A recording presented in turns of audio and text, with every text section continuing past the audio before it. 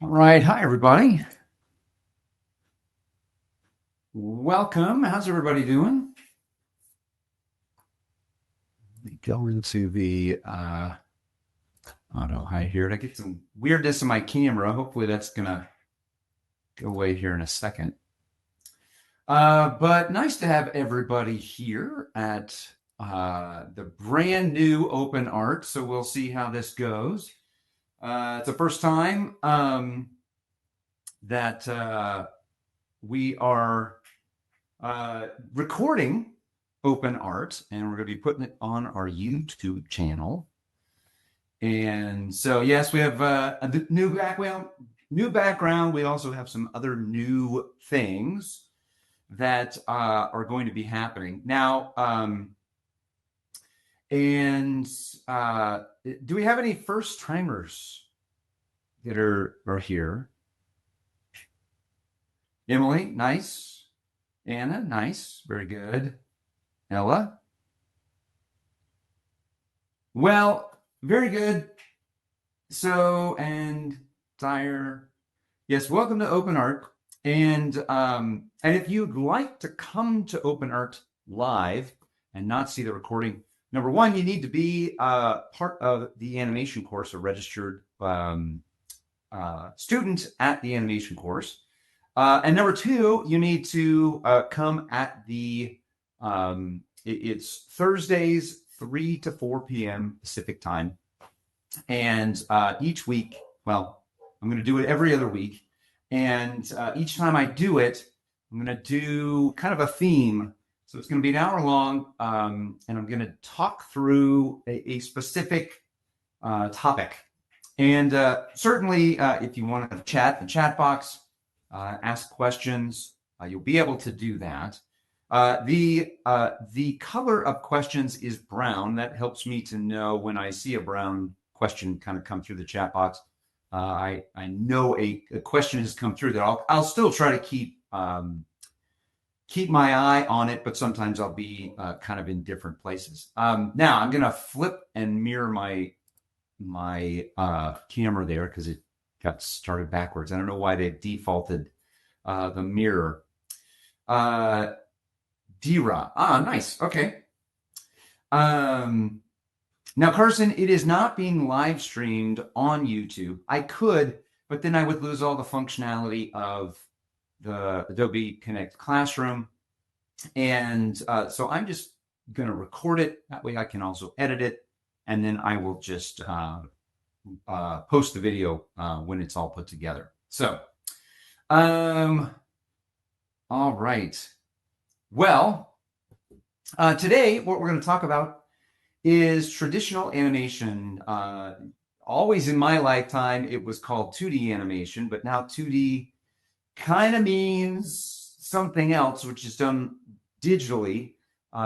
So traditional hand-drawn animation has really kind of been the name that has started to be used to recognize true paper and pencil animation. And I definitely would love it to return as well. And I did not do the polar bear plunge. There might have been a time in my lifetime I would have wanted to do that, but it is not now. So, all right. So I'm going to be kind of moving things around and going through all sorts of different options here, but I have lost my notes. So hold on just a second. As I bring my notes back and put this back here. All right. So the first thing we're going to do is talk about the tools, and I'm going to kind of bring the layout here. So here we are going to, this is kind of the outline that we're going to go through, and we're going to have the option to kind of go through a tour of the tools of 2D animation, and then we're going to go through kind of the departments. Now, we're not going to do story today because there's another live stream that we will kind of go through that process and do story and storyboarding and how all of that would work. So as this is set up, and you can kind of look that over, I am going to move and start my second camera. And so let me sink down over here, bring my microphone with me, and then it will take me just a moment to get set up. And hold on just a second.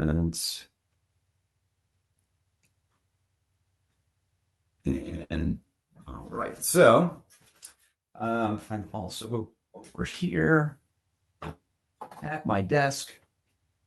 That's really bright. That's probably bright enough for the moment. Let me get this camera started. And turn the camera on. Okay. Boy. There we go. That should be better. So hopefully we get a little focus here. Almost there. Well, we will start off with the paper. Now, you can use whatever paper you like, and many people do use all sorts of different types of paper, but you can find specific professional animation paper on online and order that.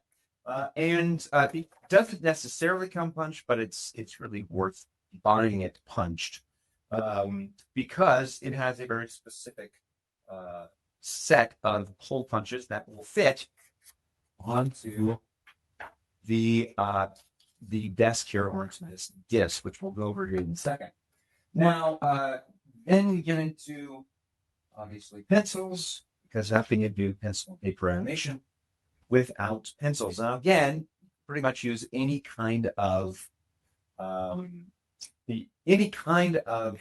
pencil that you would like, but this was where, when I first started animating, that I began to kind of ask myself the question: do I really need to erase? And I really leaned towards this not erase pencil for a long time. Now, there's really no reason in many cases when you're not paying for the paper to erase. You can we had tons and tons of options. We could order any kind of pencil we wanted, but I use a combination of these, and you can see I've got the red here and the black as well. And this combination is because there are certain parts that I do want to erase and certain parts that I don't. But generally, the reason I don't want to erase is because I want to draw more confidently. Paulina, exactly. I don't want to make myself get to a place where I am too hesitant in my approach. So by not being able to erase, I have to be very bold in my approach, and I have to jump in. And you get more, you get better that way. You learn, and if it doesn't work, then you do another drawing over again. You trace, which is not that big of a deal. All right, so Deborah, yes, I do that all the time, and it is both like it's a little irritating at first, and then it's actually really nice. Like, oh, that's great that I'm actually back in this place where there really isn't an undo, because life doesn't really have an undo button. So, the paper is about 13 inches by I think 17 inches. So you can see here a ruler. It's quite large, and this we will get into in a moment when I get into what's called a field chart. Stuart keeps getting kicked out of class, so keep letting her back in. Okay. Now, this is obviously the animation disc. This disc will turn and move all the way around, and will be used all sorts of ways to draw at whatever angle that I want. Have a light that comes on underneath, and I can see through the pages, and that's one of the reasons this paper works really well. You can see it actually shows up really nicely, even with this overhead light. You can see through it, which is also another reason I really like this pencil, which is a very dark black soft pencil, because it shows up very clearly when you've got 3 or 4 pieces of paper on the desk. Now, the you will see here that we have a top peg and a bottom peg. Let's see if I can back up just a bit so you can see those. The top peg and the bottom peg. And these, you can, they will move, and then you can tighten them, move these back and forth. Now, this we'll get into and kind of show camera moves, and how we did those in 2D animation. And Emily, so yes, I'm going to be using one of my short films to kind of demonstrate a lot of these different things. It's something I'm working on now. So this is a character named Cowboy, who is a very grumpy dog. And so Madison, yes, so I actually have finished one shot, and I'll be showing that later, later on as we go. Now, these pegs sometimes early on in animation, animators would animate from the top pegs, which meant that the background would be on the bottom pegs. None of us at Disney, when I was there in the 90s, I didn't know one person who liked that. It just seemed so much easier to animate from the bottom, which meant that sometimes, in many cases, the animation background would be on the top pegs. Now, this is designed to also be what is put underneath the camera. So when all the cells and everything are going on this, you will have this ability to slide the background behind. So this is why, say, in the Flintstones, they can have the background just kind of repeat behind the car of the Flintstones, which stays in the center of frame. Well, that's because the car was drawn in the center of frame, and the background would slide, and it would be on what we call pan paper, which was very long paper, and it would move along behind the character. So that's what these little ruler pegs for the top and bottom are for. All right, so we've gone through the disc. Now I haven't talked a little bit about flipping yet, but I will more when I get into the actual part of the animation. But the next thing I'll talk about is a field chart. Now, a field chart is let's show this. You can still buy these. This is from an animation supply place, Chroma Color, and this is actually, you can see it looks white, but it's actually on a clear cell, a clear plastic cell, and the cell is meant to be able to put over the top, and each field is smaller and goes up to 16. So normally the lowest we would go would be about 8, maybe 7, and that would be about this much. And then the camera could pull out. So if you had a camera move that started off as a close-up and then it would sort of pull away from the camera, sort of like this, the camera kind of pulling away and then giving you bigger. It's not really working. But that would be how you would do this. The camera would actually physically move further away from the camera, and the field chart would allow you to control how big the camera was on the page. Okay. So let me see if I missed anything. And okay. Any questions so far?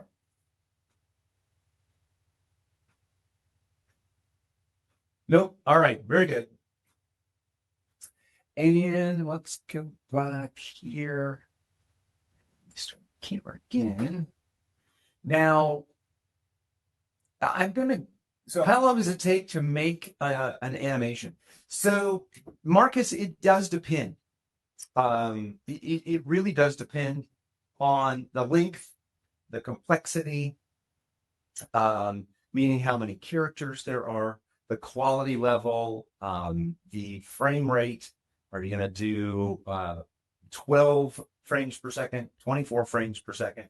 So for a high quality Disney film, the typical 2 hour movie would be about 130,000 frames, which would be maybe double or triple the amount of drawings of that, because there'd be multiple characters on the screen at the same time, and both of those would be done by different artists. So you're looking at a few hundred people that were working for a few years to do that much work. So back in the 90s, a typical, like on some movies, I would have 25, there'd be 25 animators. On Tarzan, when Tarzan came out, it was the largest animation crew that had ever worked on a Disney film, and it got up to a little over 70. And so it was, there's a lot of people doing a lot of work. Now, if you're going to do this by yourself, it takes a long time. I have done a short, sort of minute-long film. Took me a couple of years, well, probably 4 years, maybe 5 years of doing this. But I only worked a few hours a week on it. And so it is quite a long time. Now, if you're going to do motion capture, AI, if you're going to use different tools where you are going to make things, make rigs and do very quick animation, you can do it obviously much faster. There's lots of people who are putting out a lot of animation onto YouTube, and they are using tools that allow them to go at a much faster rate. But the quality level is not as good as, say, a Disney film. So it's kind of a long-winded answer to all of that. Okay, so let's walk through kind of, if I was going to sit down and do a piece of animation, and this is assuming that the storyboard and the story reel is already done, and I'm going to go through that in a different week. But if I went to work, when I went back to work in the 90s to Disney, and I would sit down at my desk to do a piece of animation, the first thing I would get would be a layout. Now, the layouts would be, get organized here.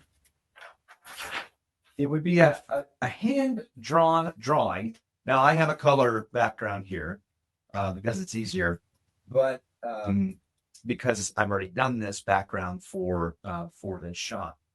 But you'd get a background that would have it would all be pencil and paper. And this would be the first thing that you would start with. And then you would also get a handful of layout drawings. These drawings would be what the character is. Let's see, make this a little bit easier to see. So you can see the character sort of coming over the the background, and this would be the location of where the character is going to go, the layout, if you will, through all of the shot. Now, let me show this a little bit differently. And how do I do this? Let's go back to sharing here. And let's take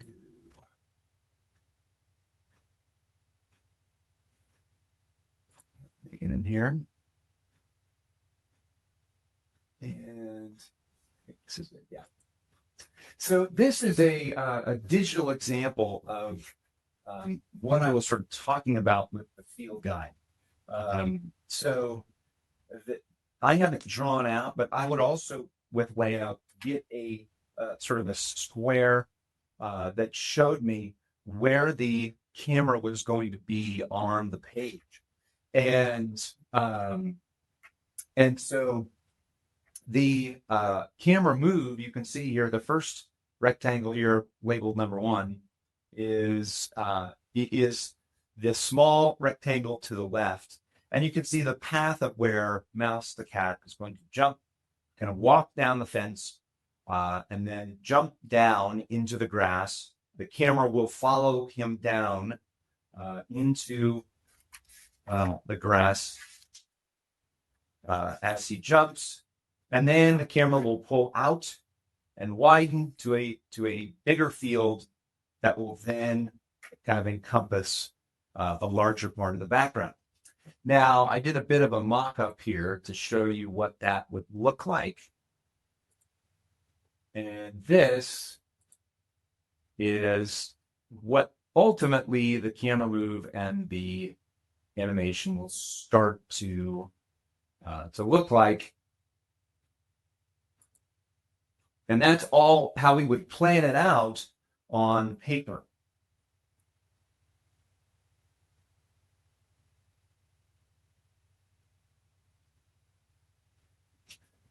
Okay. And so this is how we would do a little bit more complex camera moves that were done in with pencil paper as well. All right.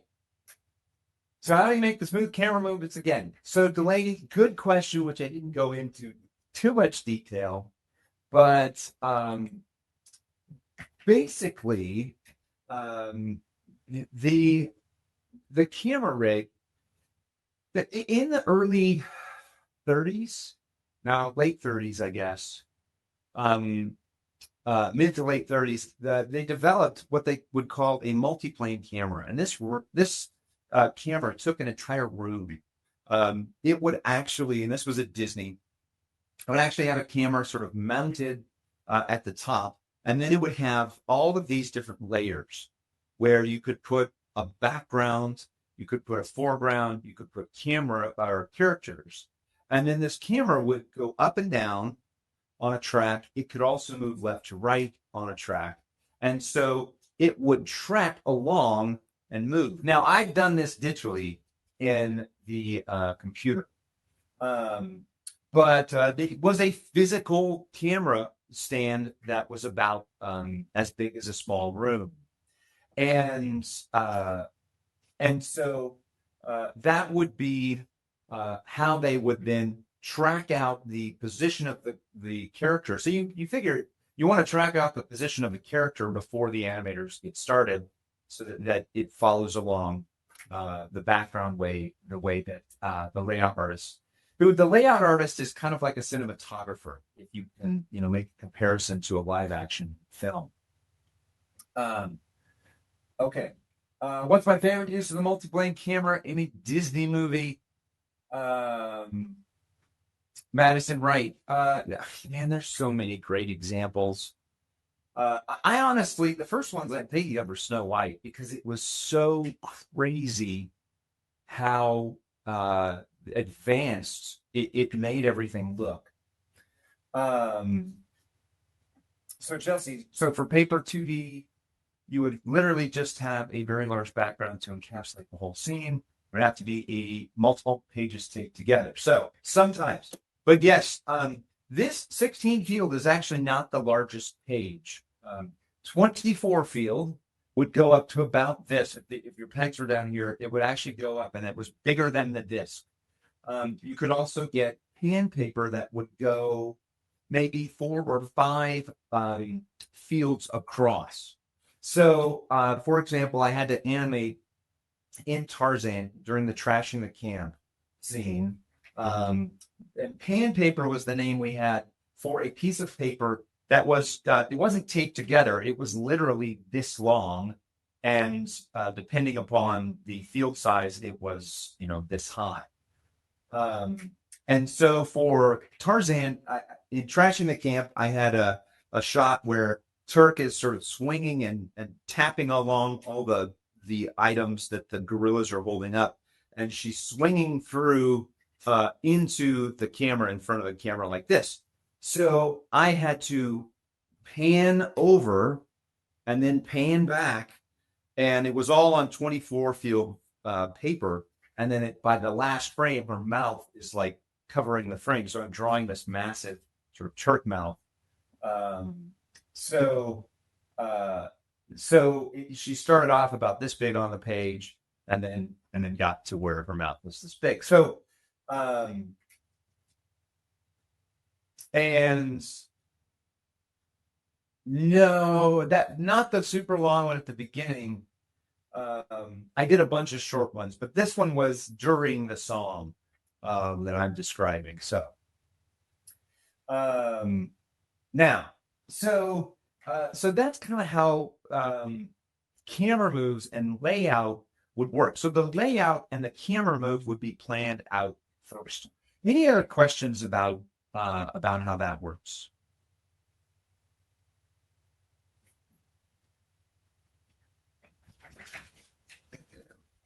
Grab this. All right.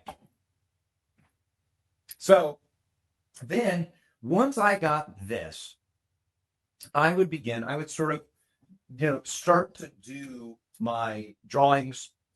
I'm going to put this one aside because I haven't animated the shot yet. But I would begin to do the animation. I would have sort of the basic placement of where I wanted the animation to go, and I would begin to do the animation drawings, which in most cases we would do what we call a pose test, which would be doing kind of the major poses first, and then we would do in-betweens. Now, here I have a small shot. This is kind of the second shot. Really see this terribly well here. See if I can flip it back over here. So this is where Cowboy is very irritated and turns his head to look at Mouse. And I'm nearly done with this animation. So it would really just be a series of sitting down and doing drawings one over the other. Now, at this point, you can see that by this point, these drawings are almost nearly right on top of each other because there's just not that much movement. But if you look at the ear, you can see there's just a little bit of movement that's happening in these ears. And these ears I'm doing afterwards. Now, what I'm doing now with my fingers here is what we call flipping. And the flipping can happen in two ways. I can flip 5 pages because I've got 5 fingers. And you put each of your fingers in between a page. And this is how we see the animation as we are as we're in. And and so there's also a second way to flip, and that is when I'm going to do an in-between. Yes, that's easier to see. Now you can also see though that I've got um, very little movement in the rest of the character. Um, and I'm going to redraw that character in exactly the same position um, for every part that's not moving. Now that drives people crazy. There's this idea that that's just such a waste of time. Why don't you use copy and paste or uh, rigs or other different digital tools to make it easier? And that's what a lot of people do in television, is to do that exact thing. But that is also the difference in quality. You can really tell when something is completely the exact same as it was from frame to frame because it feels completely frozen. Whereas all of these little imperfections that show up in the drawing translate into a character feeling much more alive. And but it takes a lot more time. And that is one of the benefits, but also the drawbacks, and one of the reasons that people have sort of moved away from the higher quality animation because it's so much quicker to do held drawings, limited animation, copy and paste. So, but you'd be surprised. So, Delaney, on a typical day drawing at Disney, I might go through 4, 5, 6 pencils. I didn't really talk about the electric pencil sharpener that I have here, but it is really essential. You really can't do hand-drawn animation without the electric pencil sharpener. So I've got boxes of different pencils here that I use. You go through them pretty quickly. Now, what I'm going to do, I'm going to finish this in between out, and you can see that when I turn on the backlight, I can see um, the differences pretty clearly, but it's kind of boring. Now, this last thing that I'm doing is this is the in-between split. So I'm looking at this drawing, then I'm looking at my I'm looking at this drawing, then I'm looking at my in-between, then I'm looking at the second drawing. So you can learn this second flip to hold this second middle drawing with these two fingers, and you learned this was a kind of essential thing that we had to learn, and it just becomes second nature. In fact, I can't draw anything now without flipping the page. Even if I'm just drawing a little piece of paper on a little post or something, I'm always going to flip. It's just kind of a reset motion that happens.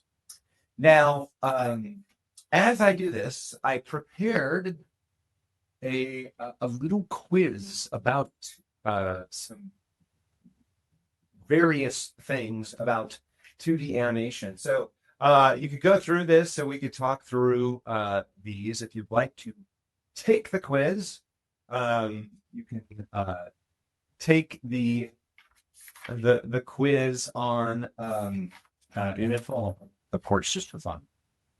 But we can go through the questions at the end, and that'll be something interesting, a little more interesting to do than just watching basically trace this drawing. Which this is the reality of hand-drawn animation. Is it is a lot of just sort of tedious drawing. But if you get the mindset down, it is very, very, it's almost relaxing to kind of put all these pieces together. And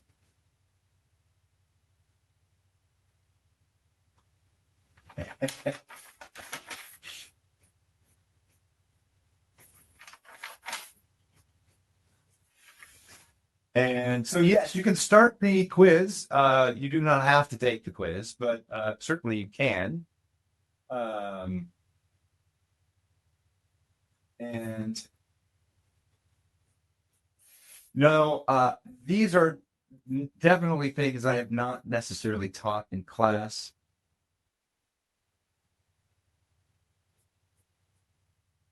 I've never actually had a quiz or used a quiz in Adobe Connect, so I was hoping I could sort of walk through it um, with everybody, but I'll do that afterwards.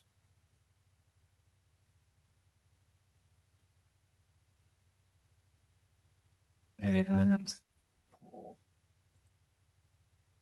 let's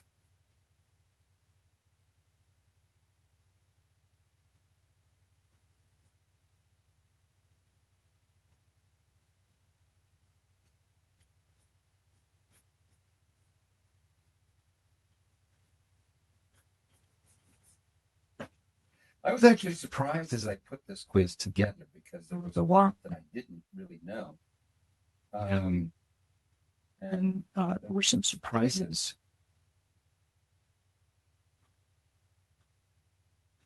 So that's where the hint comes through, Carson, with uh, an animated film. Yes, but it is only a 2 minute long film. It's not a movie.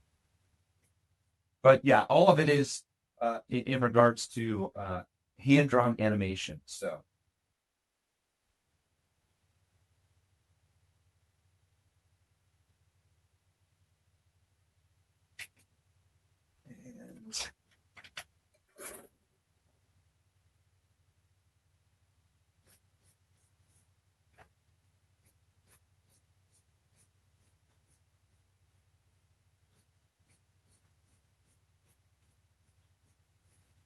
And now basically this is just tracing.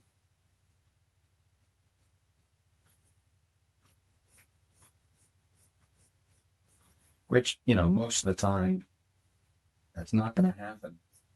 I remember being really kind of thrown off when I was first learning about animation that it wasn't, I didn't necessarily have to always have my character moving a lot.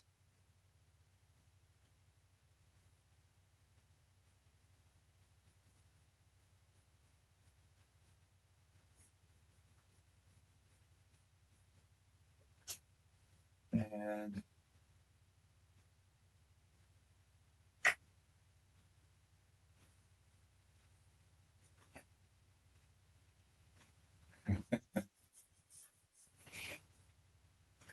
all right.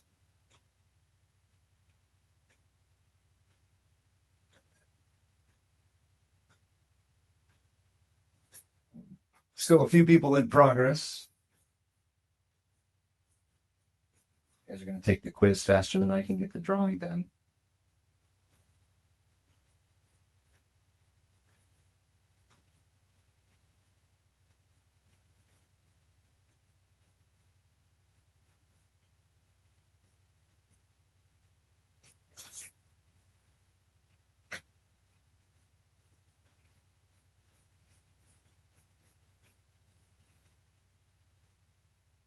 Now, one of the things about hand-drawn animation is that the simpler the character, the easier it is to animate.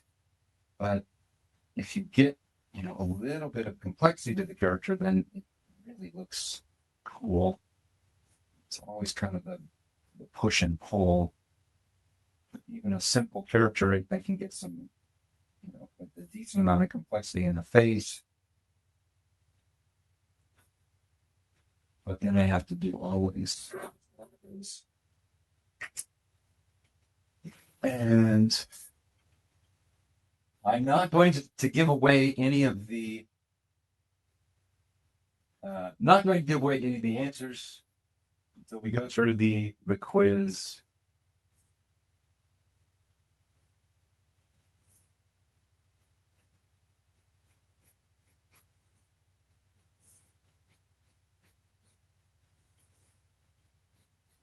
All that's done here.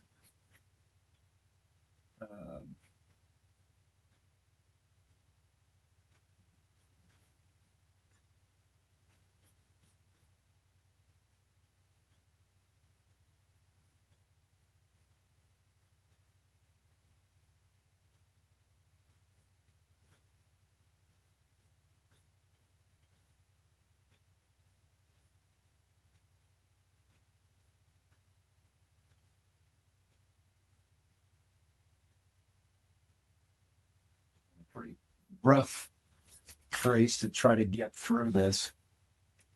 And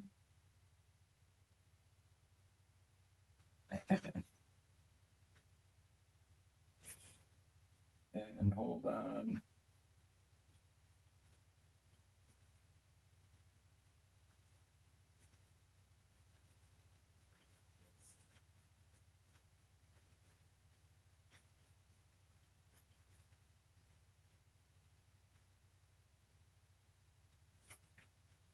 It's done.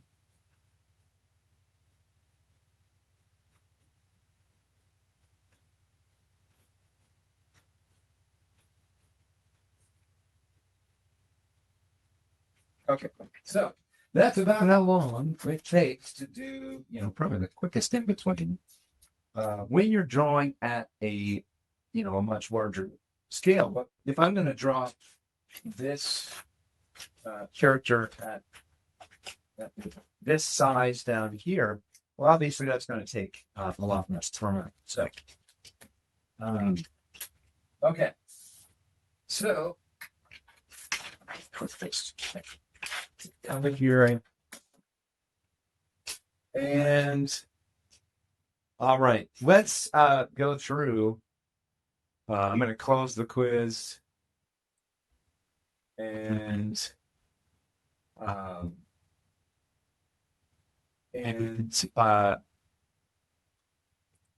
let's go through the answers here. See, I can't see it. I can just see your answers.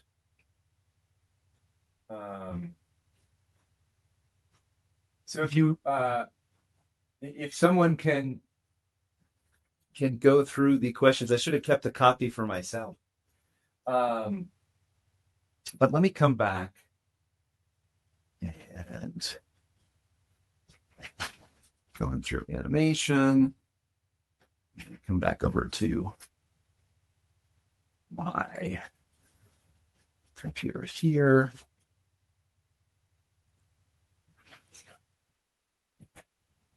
And so here. Sorry for the movement. All right. So, wow, we're running out of time. And I'm way.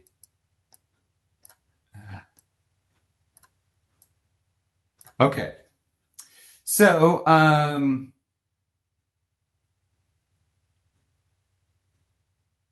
yes, the panel has disappeared for the moment, but we will start off with. I can remember the questions, I just can't remember the order. So we'll try to go through the order here, and let's bring the quiz back and reopen it. I don't want to do that. Let's do it this way. Okay. Yeah. Next time I'll remember to write the questions down. So the first one, well, that I can remember is the who made the very first the very first animated film, and it is Phantasmagorie, which was made in 1908 by Emile Cole, who's a Frenchman. And you'll actually recognize it. You can find it on YouTube. Um, but it is just a little simple man on glass, light on glass that he's sort of drawn. And Gertie was 1918, but Gertie is considered the first character animation, but this was the first animated film. All right, then what did I ask? The which of those that was listed in there was not one of the nine old men. So any guesses?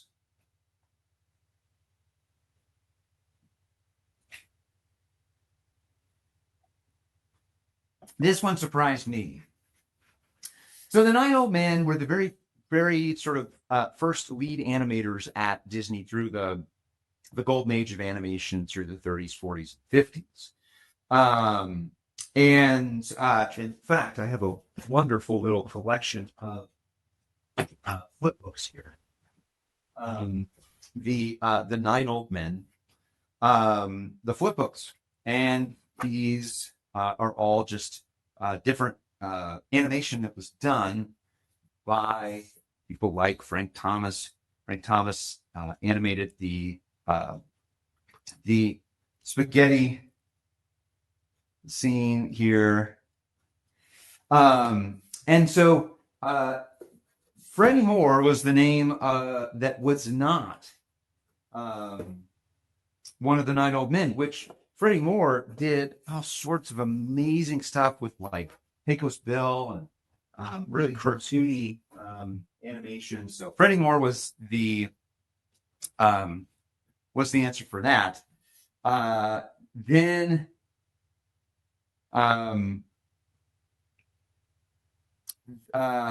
what are the top 4 hand-drawn animated films?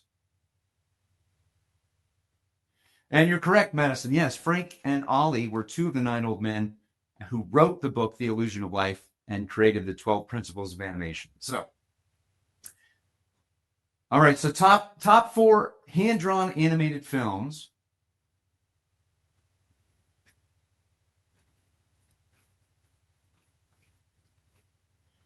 I will go through. The Lion King's number 1. Yes. Number 2 is Aladdin, with about half as much money as The Lion King. And I'm only talking about ticket prices, ticket sales in the U.S. The Lion King made $423 million in tickets in the U.S. Aladdin is number 2 with $217 million. Number 3 is Beauty and the Beast with $206 million. Any guesses on number 4? It is not Emperor's New Groove. It is not Prince of Egypt.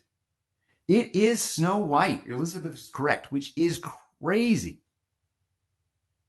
Snow White, which came out in 1937. And it also, they re-released the movie. But, and it is pre-inflation. Snow White made $184 million in at the box office. Any guesses on number 5?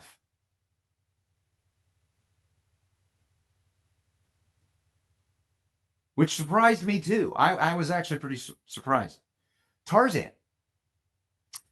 Tarzan made 171 million at the U.S. So Tarzan, number 5, hand-drawn animated film of all time. And so now the ticket price in 1937 was 25 cents, which $184 million with ticket prices at 25 cents. So to adjust for inflation, it was $4 billion. No, not really, Madison. We get as part of the union, they contribute to a fund for retirement and whatnot, but it's not like no, we get it. Um, so yeah, $4 billion, which is absolutely just crazy. I think the top grossing animated film of all time is Avatar, which is over $2 billion. But okay, quickly go through the other questions. Which movie made more at the box office, Peter Pan or The Emperor's New Groove? And surprisingly enough, it is The Emperor's New Groove, um, which is crazy. Yeah, Peter Pan made 87 million. New Groove made 89 million. Um, okay. So, any other anything that I missed? And I have no idea. I have absolutely no idea how many drawings I've made. So, yes. Um, all right, so I'm going to quickly go through the rest of my notes because we are running out of time. Um, so once the drawings are done, then they are scanned into their computer, and scanned into the computer, and then we color those. Now they used to be simply painted. They would be a inked onto a clear plastic cell, and then the paint would be applied to the back of the cell. And then that's how the animation would be put onto the screen and put over the background. But now we do this in Photoshop. And if I share my screen here, and I'm going to share this and bring this up here. You can see that I can go in, and I'm going to bring this up for a different.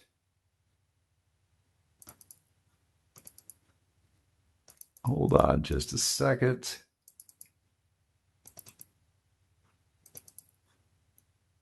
And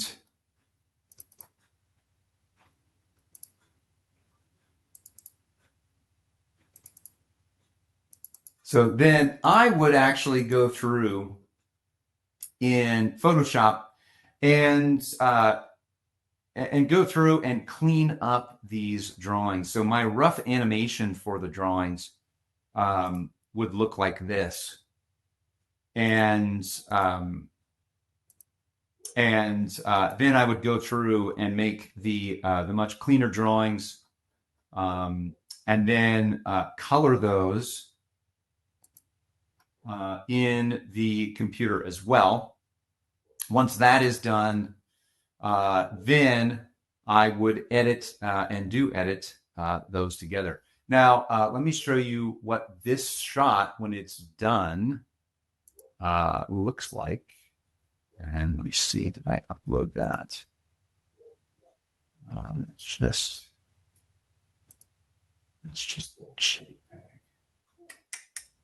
let me see if I can load this up, if I can find this really quick. And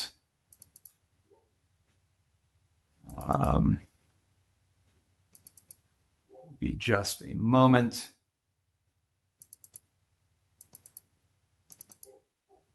Here we go.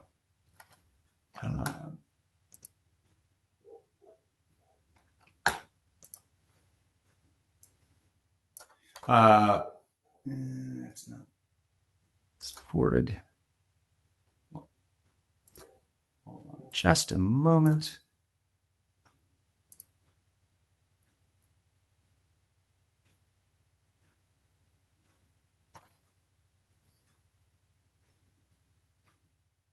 Hold on. Is Photoshop the only way to do good cell shading? Is there another app? What's around the date I think I'll be finished with I Hate Cats? It will be this century. I'm fairly certain, perhaps this decade, but I don't know. So I love Photoshop. It's what I'm most familiar with, and because of that, I do think it's a great program to work with. There are a lot of other good software programs, animation software programs. There's a couple I'm looking into to see if I can speed things up. There's a couple that they're developing. They're using AI to do in-betweens. So we'll see. But this is what shot one of the short looks like. Now, I have not drawn shadows onto the character, which I will probably do. But this is the first shot of the short film. And Paulina, thank you very much. That's very nice.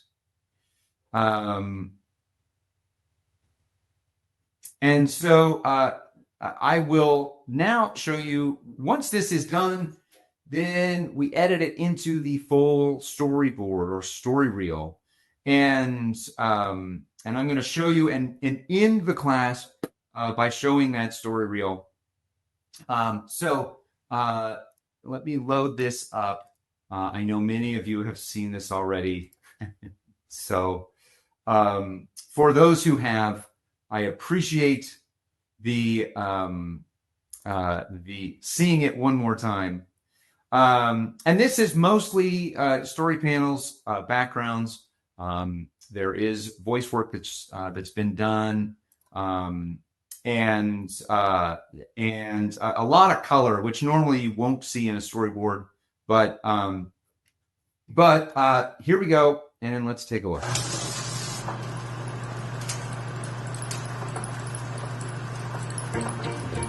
I hate cats. Every single one of them. They're the most annoying creatures. Everyone talks about how smart they are, but I don't see it. I mean, seriously, they lick themselves everywhere.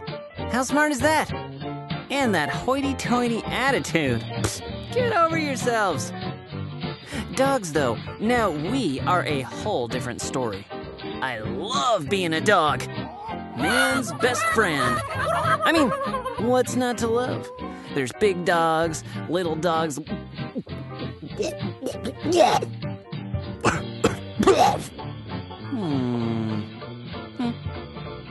Winston Churchill said that dogs look up to us, cats look down on us, and pigs treat us as equals. Far be it from me to contradict the great British bulldog, but I think pigs are dirty and nobody wants to pet them. Nope, it's all about dogs. Okay, so dog poop is a little smelly. Yes, but really, whose isn't? We're noble, loyal, snappy dressers, and athletic, with a storied history of service in all areas of society. Nothing gets between a dog and his bone. I mean, you feel me, right, bro? Don't leave me hanging. All right.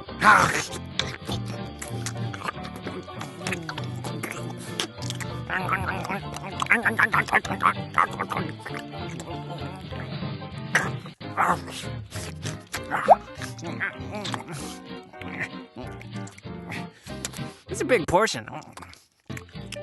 You know, I'm still kind of full from dinner last night. Can I get a doggy bag for this?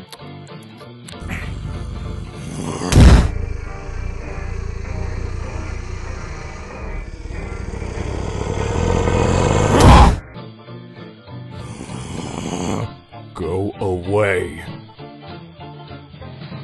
Okay, new topic.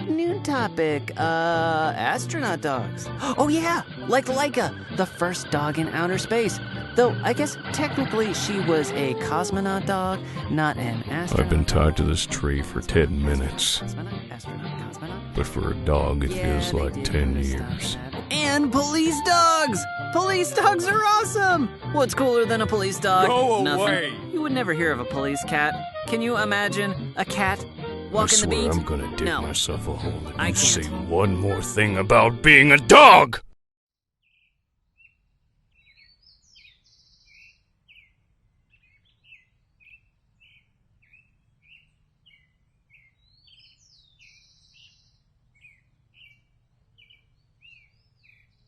Chihuahuas rule.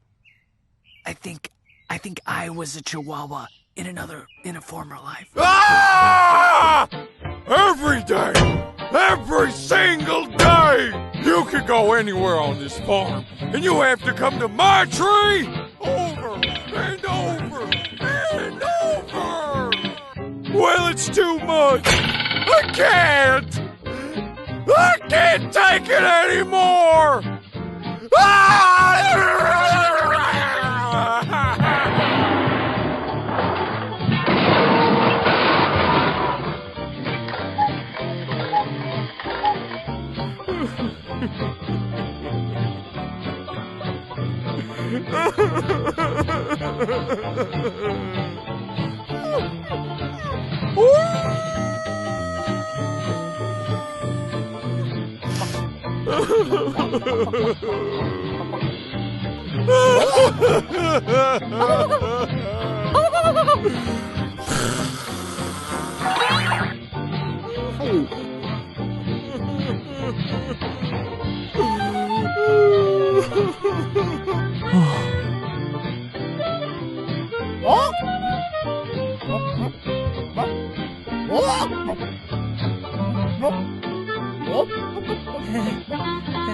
Good boy.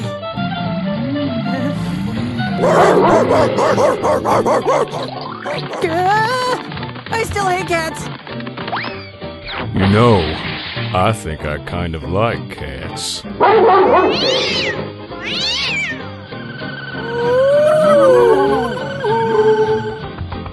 I like cats too. What's a cat? All right. Well, there you go. And that is our open art session for today. I hope you enjoyed this, and you guys are all so kind.